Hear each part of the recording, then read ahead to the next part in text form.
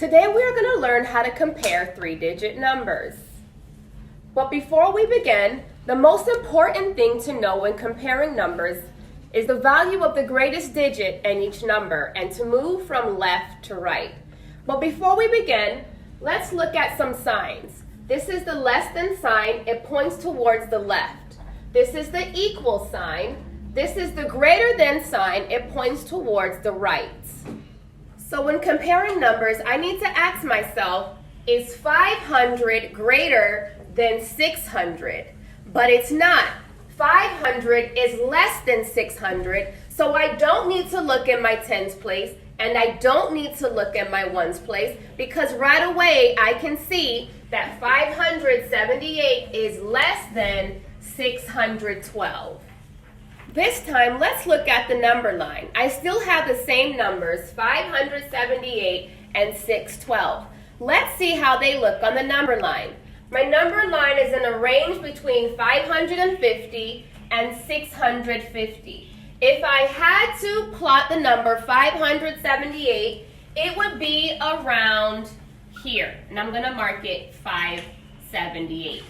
If I had to plot the number 612, it would be somewhere right here, 612. Anything to the left of 600 is going to be less than this number here. Anything to the right is going to be greater. This is going to be less than this number here. So right away, I can see that 578 is less than 612. Let's try another example. We have the number 778 and the number 772. If you say to yourself that these numbers are close, that's because they are. Now, the first thing that we need to do is start in the hundreds place. Well, 700 is equal to 700. So I have to continue going if I want to compare these numbers. Then I move to the tens place. Well, 70 is equal to 70. So now I have to go to my ones place. I have 8 and a 2. Now I have to ask myself, is 8 greater or less than 2? Well, 8 is greater than 2, so that prompts me to put my greater than sign. Let's compare the numbers 555 and 555.